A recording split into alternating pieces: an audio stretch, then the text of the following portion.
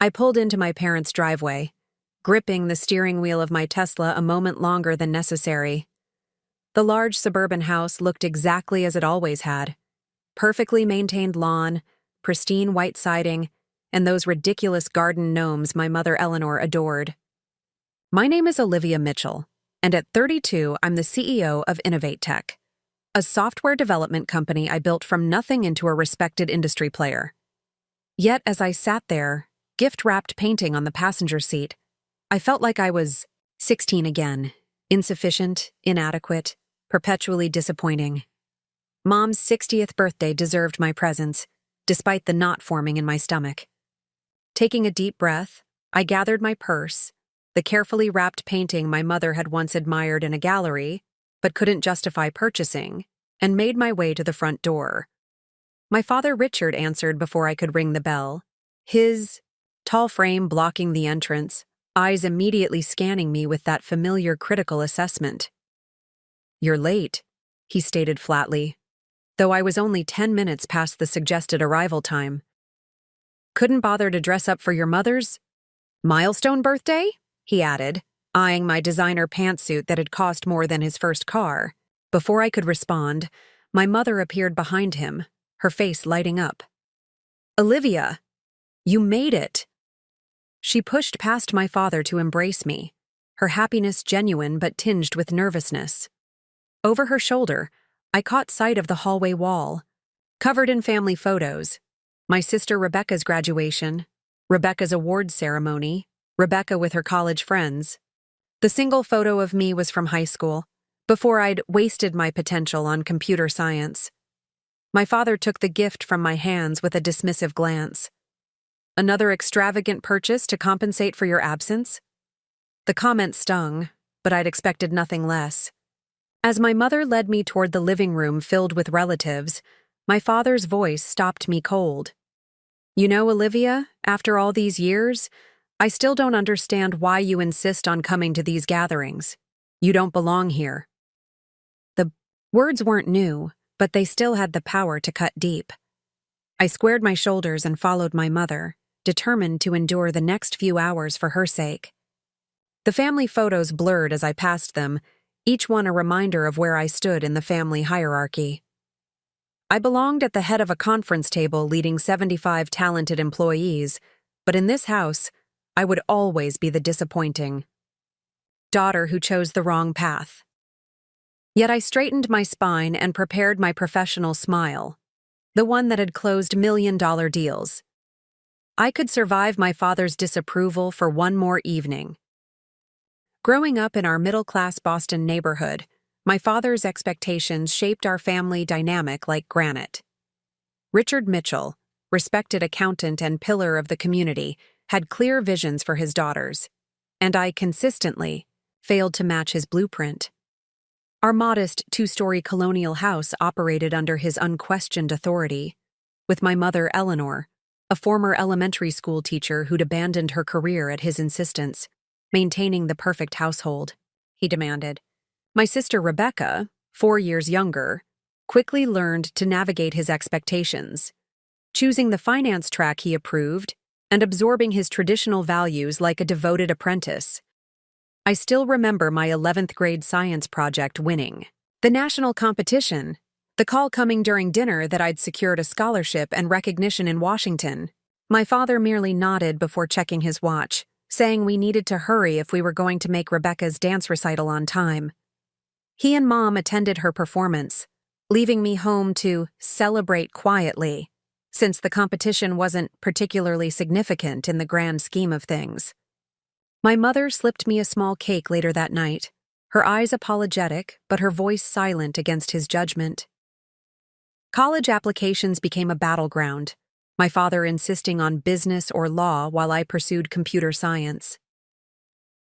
Computers are for antisocial boys and men who can't succeed in real business, he informed me over Sunday dinner, Rebecca watching silently as he listed the acceptable career options for Mitchell women.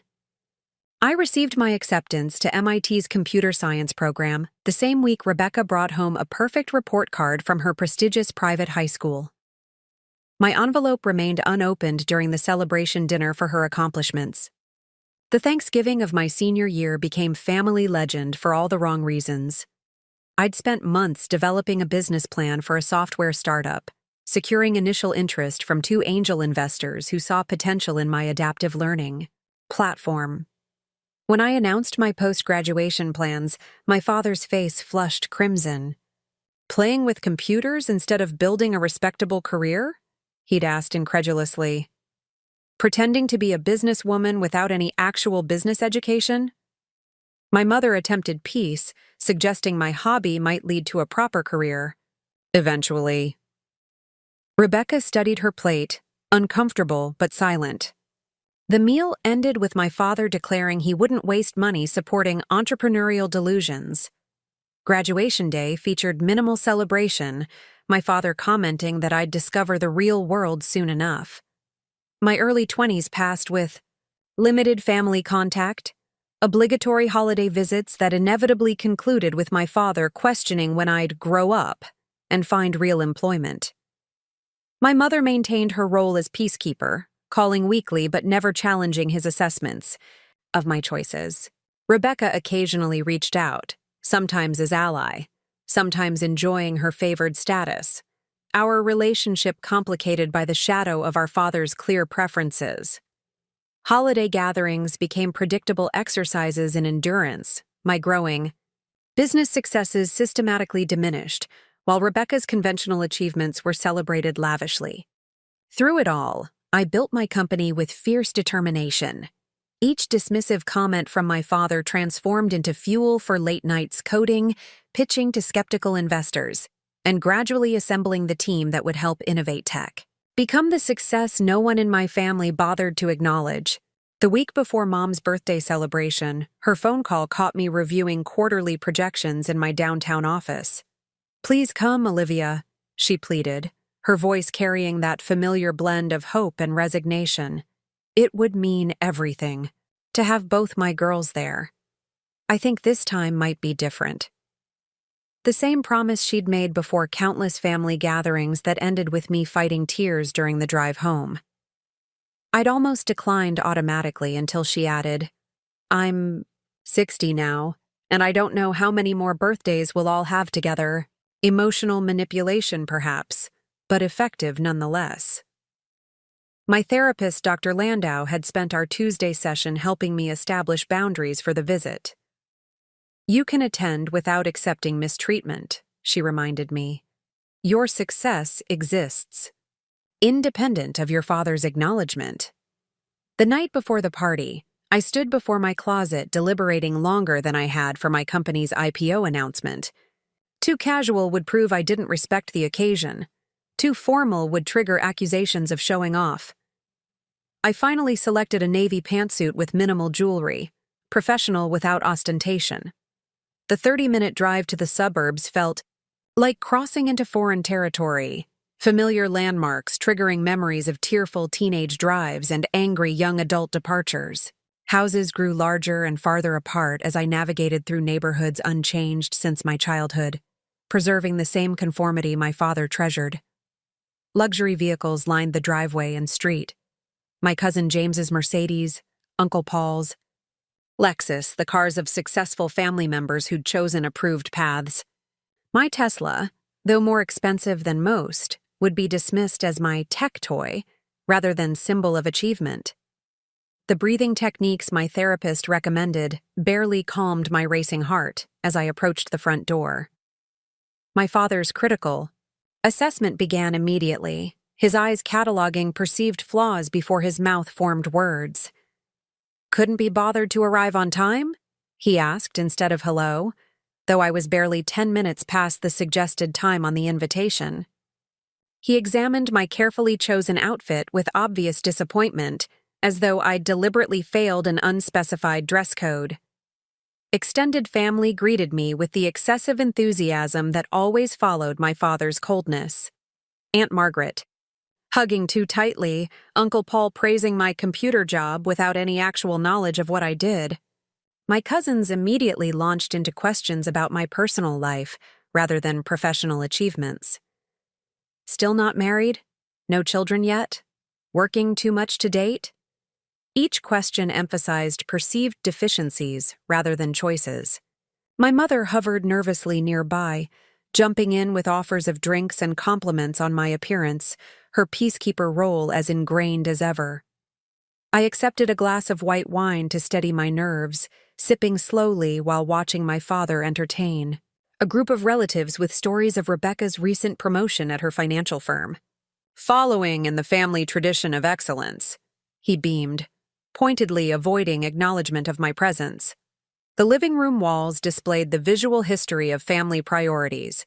Rebecca's graduation photos from undergraduate through MBA, Rebecca's engagement photos from a relationship that had ultimately ended, Rebecca's vacation with our parents to Cape Cod last summer.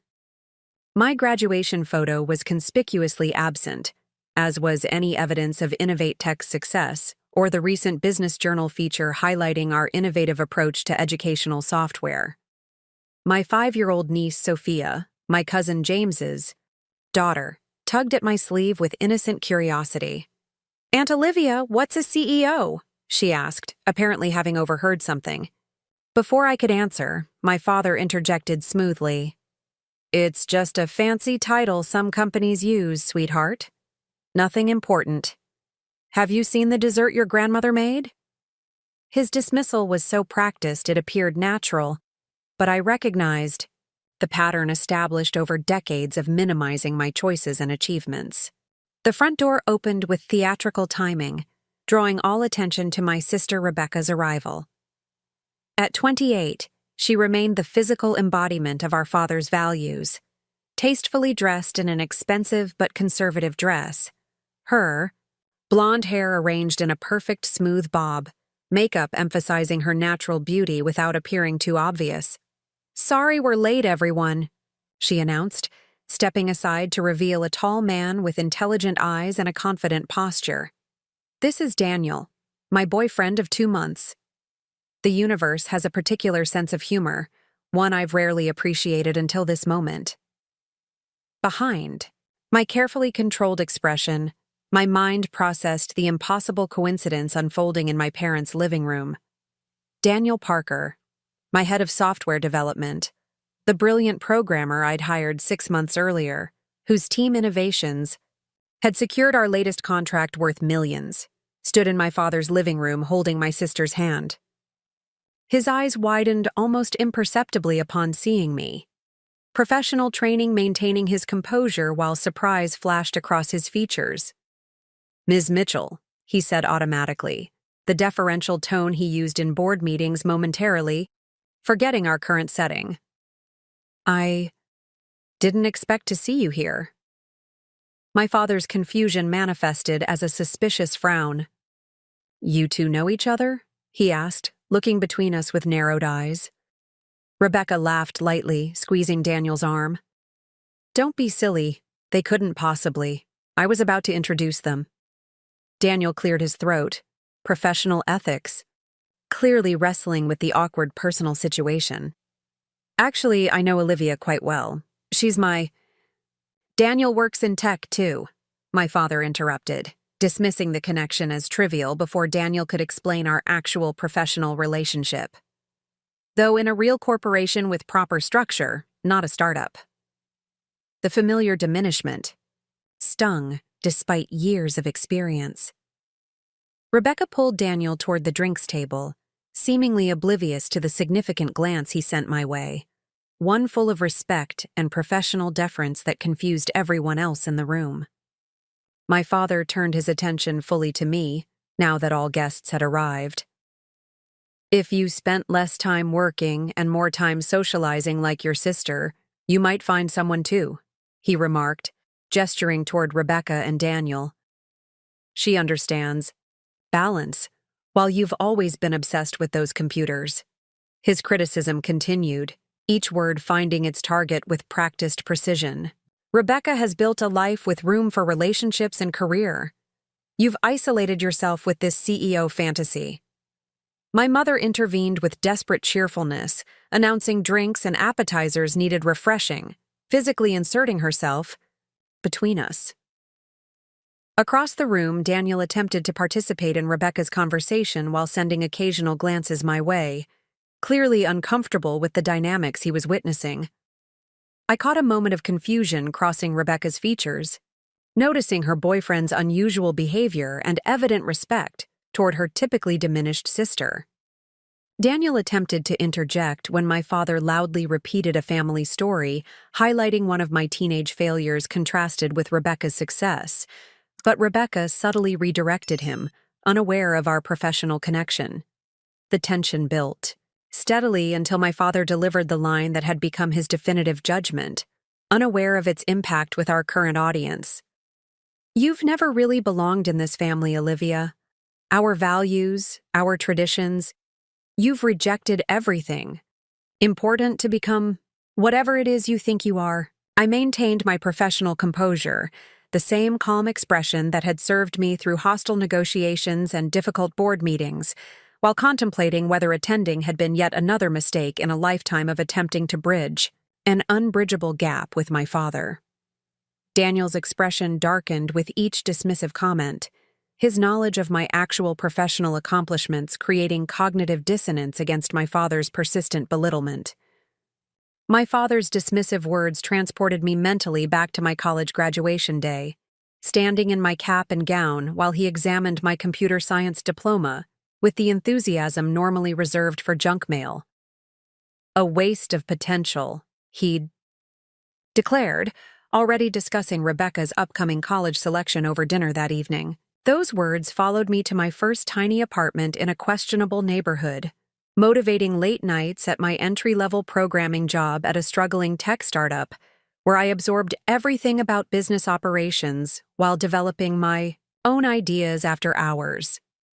Weekends and evenings disappeared into coding sessions and business plan refinements, my social life sacrificed to the vision that kept me awake until sunrise. The first investor meeting remained vivid in my memory, my hands trembling slightly while pitching to 4 stone-faced venture capitalists, all men 20 years my senior, who clearly doubted a 23-year-old woman could deliver the educational software platform I'd envisioned.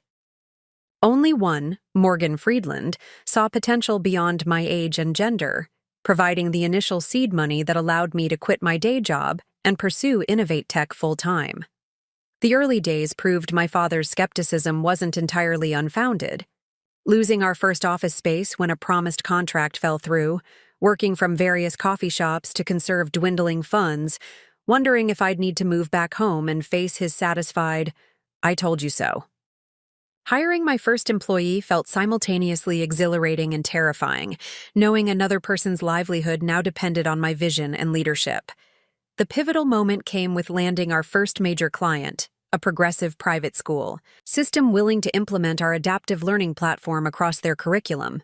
Validation arrived in real user data showing significant improvements in student engagement and performance, attracting attention from larger educational institutions.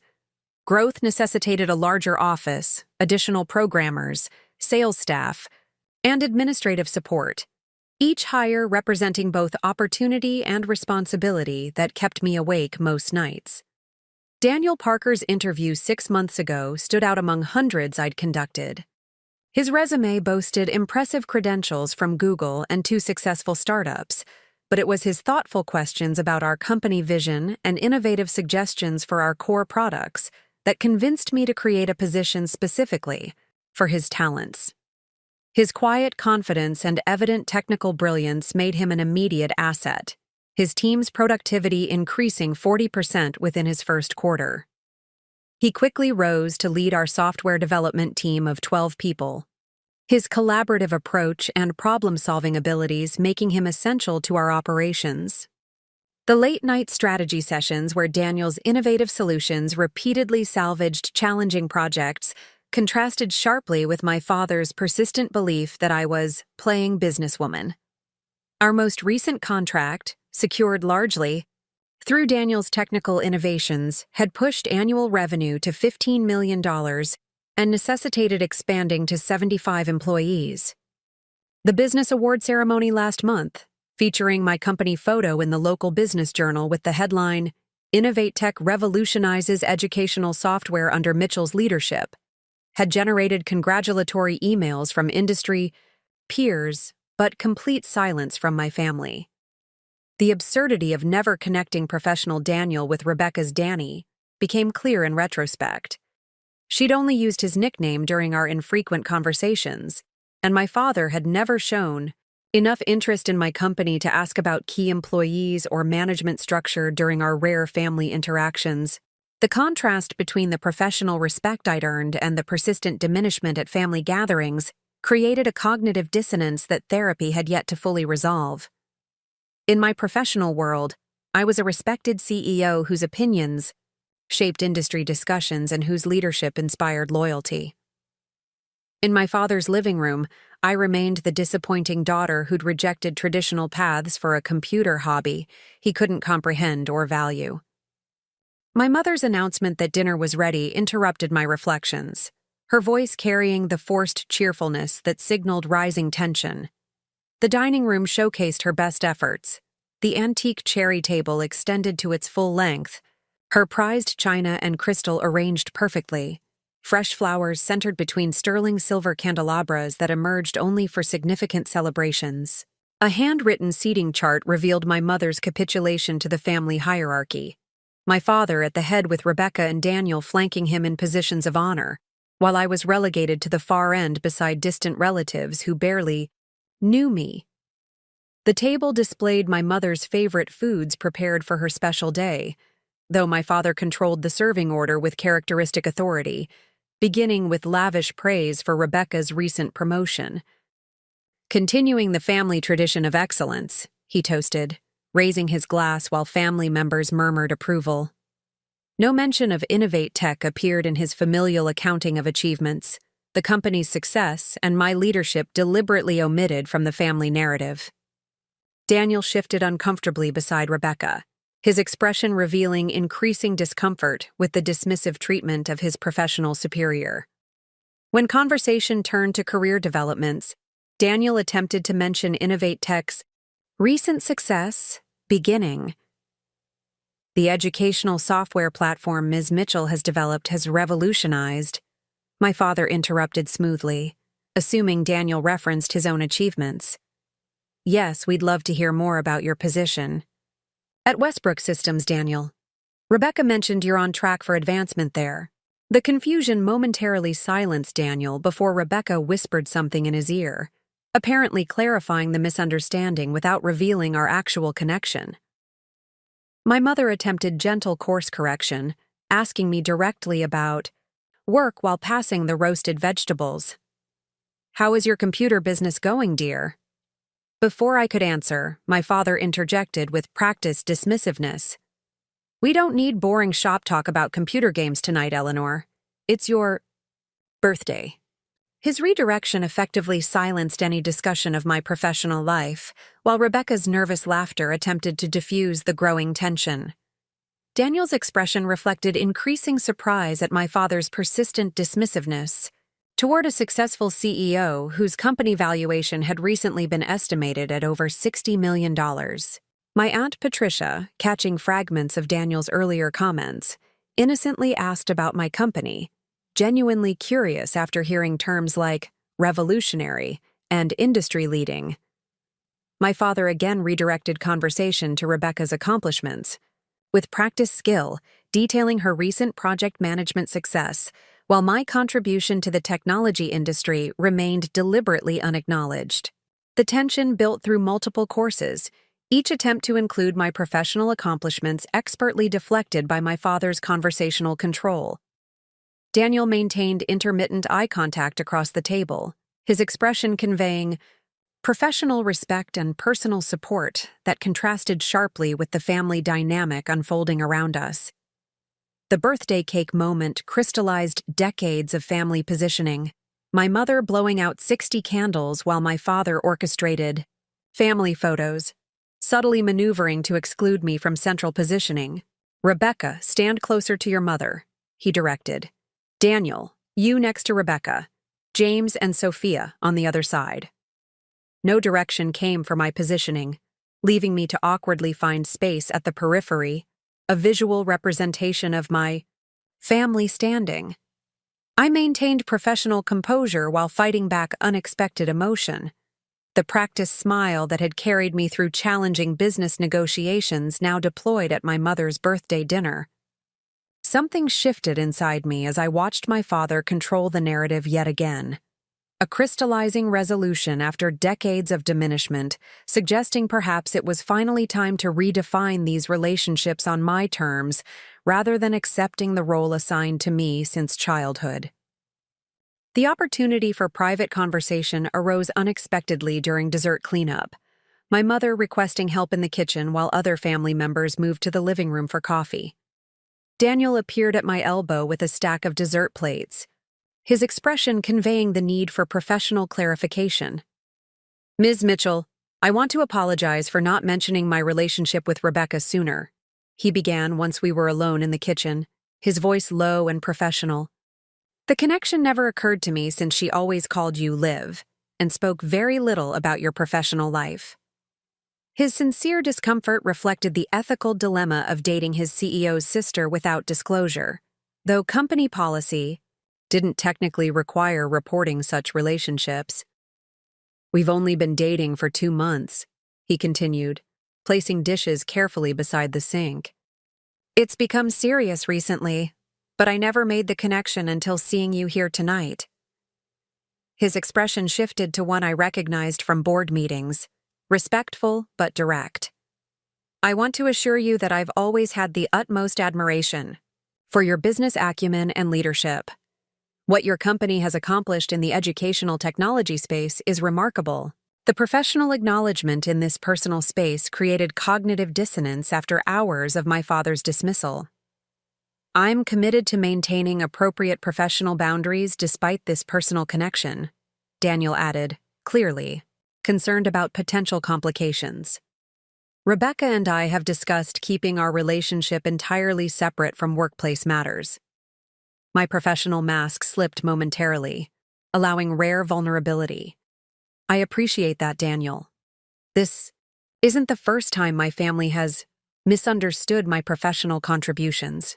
His expression shifted, clearly connecting observed family dynamics with new understanding. "Rebecca describes your family very differently," he offered carefully. "She doesn't seem to recognize the—" He paused, searching for diplomatic phrasing.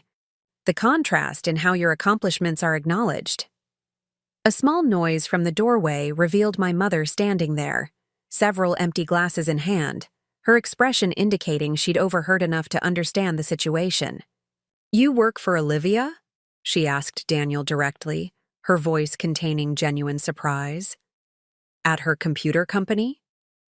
The three-way conversation that followed revealed my mother's shocking ignorance about my actual professional standing. "You're Daniel's boss," she repeated, setting down the glasses as this information reorganized her understanding. "The company you started employs Rebecca's boyfriend?" Tears formed unexpectedly in her eyes. "Richard never mentioned your company was so successful." The admission of her enablement emerged slowly, decades of allowing my father's narrative to prevail without question. "I always knew you were doing something with computers, but Richard said it was just a small startup that would probably fail, like most do." Her hands trembled slightly as she processed this revelation. "He dismisses all your accomplishments when you leave our gatherings. I should have questioned that more." Daniel maintained respectful distance during this mother-daughter moment, his presence supportive but unobtrusive as decades of family dynamics underwent sudden reevaluation. "I've let him control the family narrative for too long," my mother admitted, unexpected strength emerging in her typically conflict-averse demeanor. "I thought keeping peace was most important, but I've allowed him to diminish you repeatedly." Rebecca's arrival interrupted this moment of connection, her initial expression flashing jealousy at finding her boyfriend in intimate conversation with her sister before confusion replaced it as our professional relationship became fully explained. "You're Danny's boss?" she repeated, processing this revelation with evident surprise. "The CEO he's always talking about is you?" The complex four-way conversation that followed exposed years of unspoken tension. My professional accomplishments, systematically obscured within family contexts, while Rebecca gradually realized how completely she'd absorbed our father's dismissive narrative. "Dad always said you were struggling with some little computer business," she admitted, genuine confusion in her expression. "He never mentioned you had employees or success." Our temporary kitchen alliance formed tentative agreement about handling the situation moving forward, my mother suggesting we return to the gathering with new shared understanding, while Rebecca processed her boyfriend's professional respect for her supposedly unsuccessful sister. Daniel's supportive presence provided unexpected ballast during this family recalibration, his direct knowledge of my professional competence contrasting sharply with the narrative my father had constructed and maintained for years. Returning to the living room revealed the family gathered for after-dinner coffee and dessert, my father holding court with one of his favorite family stories. Olivia insisted on building a website for her high school project instead of something practical, he was saying, waving his dessert fork dismissively, while Rebecca created a business plan that actually won regional recognition. His narrative deliberately omitted that my website had secured early college admission and a technology scholarship, while positioning Rebecca's achievement as inherently superior.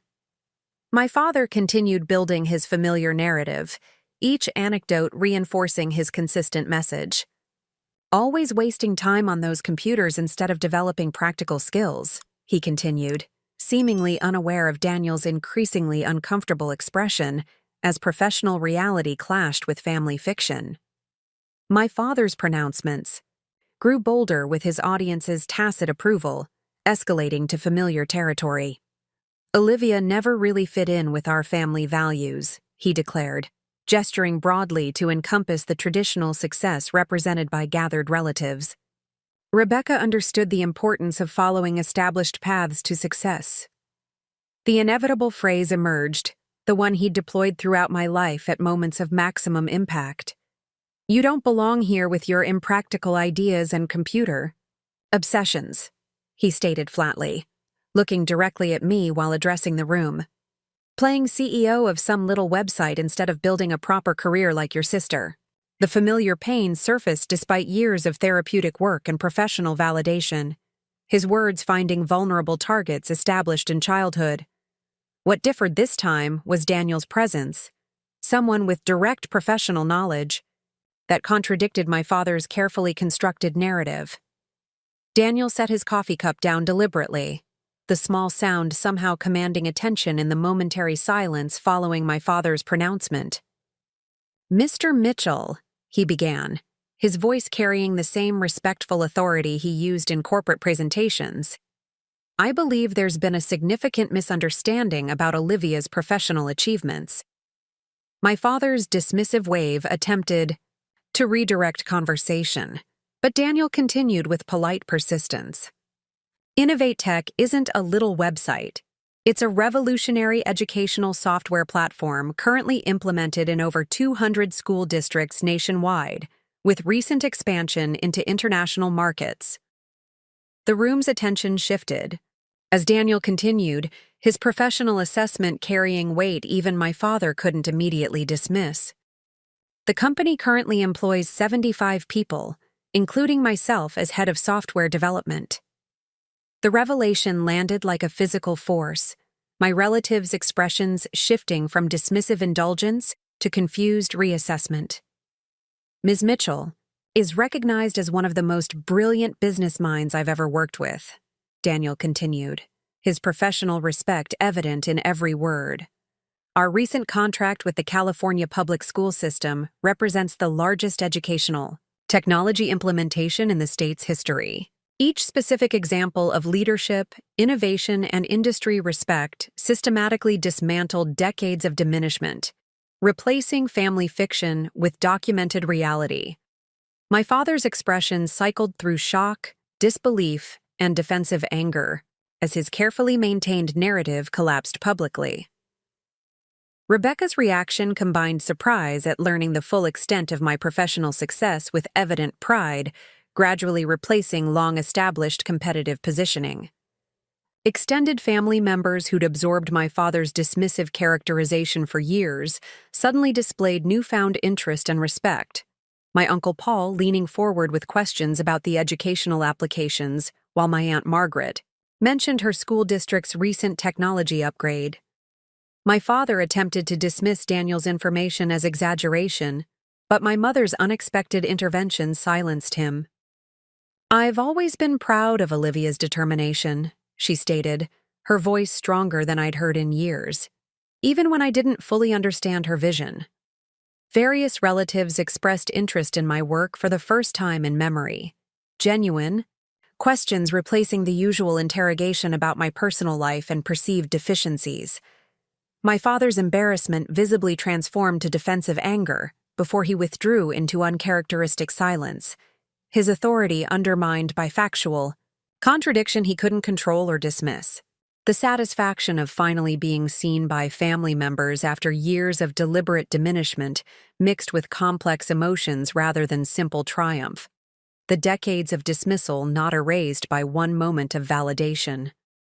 Rebecca's reaction reflected complicated recalibration, pride in my achievements mingling with discomfort at her role in perpetuating our father's narrative.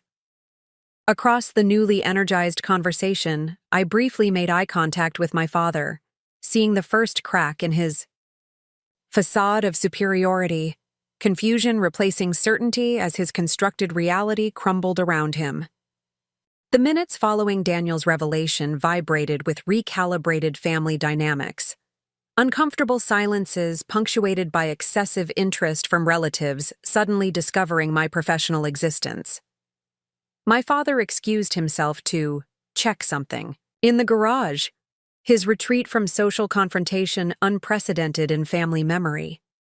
Conversation flowed around his absence, various relatives approaching with questions about my company and career path, their genuine interest contrasting sharply with years of indifference. "I had no idea your company was so successful," my Uncle Paul admitted, mentioning his school board's recent consideration of educational software solutions. "You should send me information about your platform." My mother moved between guests, with tearful pride, her repeated apologies for years of enabling my father's dismissiveness, creating uncomfortable awareness of her complicity. "I never questioned his characterization of your work," she whispered during a private moment. "That was my failure as your mother." Rebecca navigated perhaps the most complex recalibration, defensive loyalty toward our father warring with newly discovered pride in her sister's accomplishments. "Why didn't you ever correct us about your company?" she asked during a momentary conversation break, genuine confusion in her expression. "We all thought it was a struggling startup." The truth, that I'd attempted numerous corrections met with dismissal or disinterest, remained unspoken in favor of forward movement. Rebecca and Daniel engaged in awkward conversation attempting to navigate the suddenly complicated personal and professional boundaries, their relationship acquiring unexpected complexity through revelation of our working connection. "We should establish clear parameters," Daniel suggested professionally, "to ensure appropriate separation between personal and work environments." My 5-year-old niece Sophia approached with innocent curiosity, asking simple questions about being a boss that somehow diffused tension through their straightforward nature. "Do you tell everyone what to do?" she questioned seriously. "Do you have your own office with a special chair?" Her childish interest in leadership unencumbered by gender expectations offered refreshing contrast to decades of adult dismissal. After an hour of recalibrated interaction, I made the deliberate choice to leave early, but on my terms, rather than feeling pushed out, a subtle but significant shift from previous family gatherings. My goodbye with my mother carried new understanding and promises of more direct communication moving forward. "I want to know more about your work," she insisted, holding my hands with unusual firmness. "Without your father's filtering." The goodbye with my father proved predictably strained, his minimal eye contact and mumbled platitudes indicating psychological retreat rather than reconsideration. Daniel maintained professionally appropriate goodbye, reflecting our primary working relationship, while navigating the personal connection through Rebecca. "I'll see you at tomorrow's development meeting, Ms. Mitchell," he stated formally, before adding, "It was nice connecting with you in this context as well." Rebecca's request to talk more followed, her genuine interest in learning about my company and career path suggesting potential bridge building after years of competitive separation. "Maybe we could have lunch next week," she suggested tentatively. "I'd like to hear more about Innovate Tech." The drive home generated complex emotional processing, vindication mixing with sadness for years of unnecessary division and diminishment. Multiple notifications lit up my phone upon reaching my apartment. A tentative text from my mother checking my emotional state. A professional message from Daniel apologizing for any workplace awkwardness while standing by his factual corrections. And most surprisingly, a message from Rebecca with specific questions about my company structure and career development path. For the first time in memory, a family gathering hadn't concluded with private tears and renewed resolution to maintain emotional distance, suggesting potential restructuring of long-established patterns. This single confrontation couldn't heal decades of dismissal and diminishment, but it represented first steps toward potentially healthier family relationships centered in reality rather than my father's carefully constructed narrative. The experience crystallized my growing understanding that maintaining professional and personal boundaries required active rather than passive engagement, not accepting assigned roles, but deliberately establishing relationship parameters reflecting my actual rather than perceived reality. 1 month after my mother's birthday revelation, subtle shifts in family dynamics continued developing through deliberate, sometimes uncomfortable conversations. Rebecca and I established a tentative lunch routine, meeting weekly at a quiet restaurant, midway between our offices to rebuild a sister relationship long distorted by our father's competitive positioning. "I've been reading about Innovate Tech," she admitted during our second meeting, scrolling through industry articles on her phone. "Why didn't I know you were featured in Business Innovators last year?" Her questions about my career path reflected genuine interest rather than comparison, suggesting potential for relationship recalibration outside our father's narrative framework. Managing professional boundaries with Daniel at work required deliberate attention, our interaction maintaining appropriate CEO department head dynamics while acknowledging the unusual personal connection. "Rebecca mentioned your dinner conversation about family history last weekend," he commented after one project meeting, maintaining professional distance while referencing personal development. "She's processing a lot of revised understanding." The most unexpected development arrived 3 weeks after the confrontation, my father's name appearing on my phone for the first time in memory, as he typically relayed communication through my mother. "Olivia," he began awkwardly after I answered, unfamiliar territory evident in his hesitation. "I wondered if you might send information about your company's educational programs. My golf partner serves on a private school board considering technology upgrades." The request contained no direct apology for years of dismissal, yet represented unprecedented acknowledgement of my professional legitimacy. My mother's evolution proceeded more rapidly, her visit to my office revealing genuine interest in understanding my work. "This is remarkable," she whispered, observing the operations of 75 employees implementing my vision. "I had no idea what you've built here." Her expressed pride mixed with evident regret at not recognizing my achievements sooner, years of accepting my father's characterization rather than investigating independently.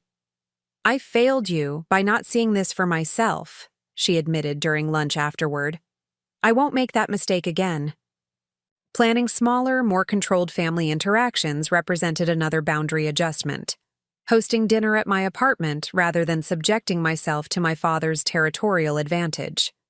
"This place is bigger than I expected," my father commented upon first visiting, his observation reflecting continuing recalibration of his understanding of my financial and professional success.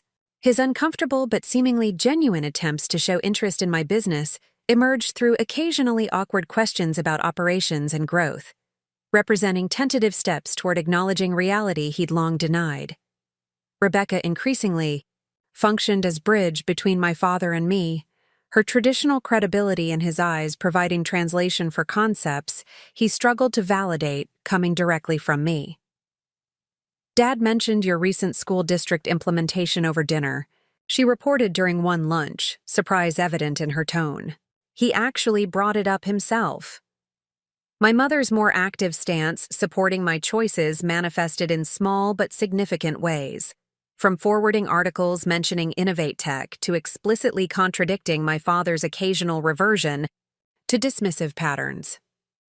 Actually, Richard, I overheard during a brief family gathering, Olivia's company approach is considered innovative, not risky as you suggested.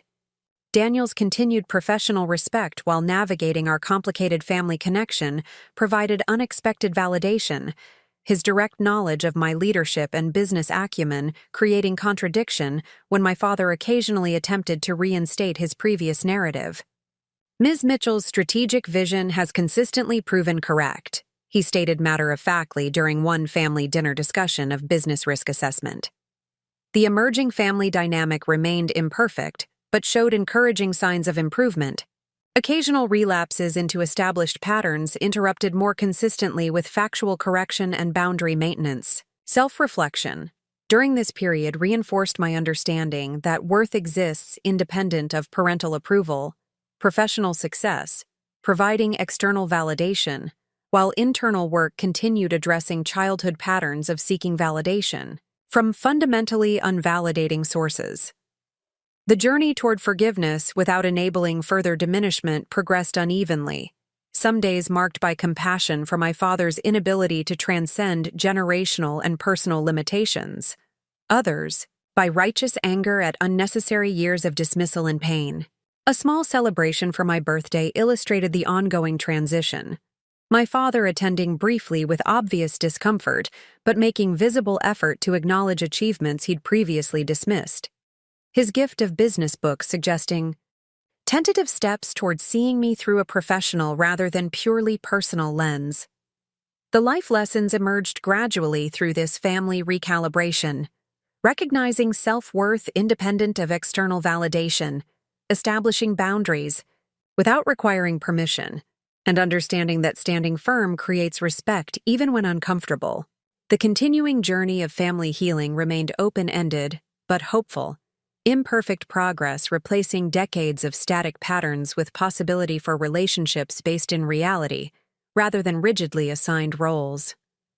The hard-earned inner peace, developing through this process, didn't depend on perfect resolution or complete transformation of lifelong dynamics, but rather on my consistent choice to engage authentically rather than accommodating false narratives for temporary peace. Has someone in your family consistently diminished your achievements or dreams? How did you handle maintaining your self-worth despite their criticism? I'd love to hear your stories of setting boundaries with difficult family members while still maintaining relationships. Remember, sometimes the strongest action isn't cutting ties completely, but rather redefining relationships on healthier terms. Please share your experiences in the comments. Like this video if it resonated with your own family experiences, and subscribe for more stories about navigating complex relationships while maintaining your sense of self. Thank you for listening to my journey. May your own path include people who recognize your true value, whether they're family by blood or by choice.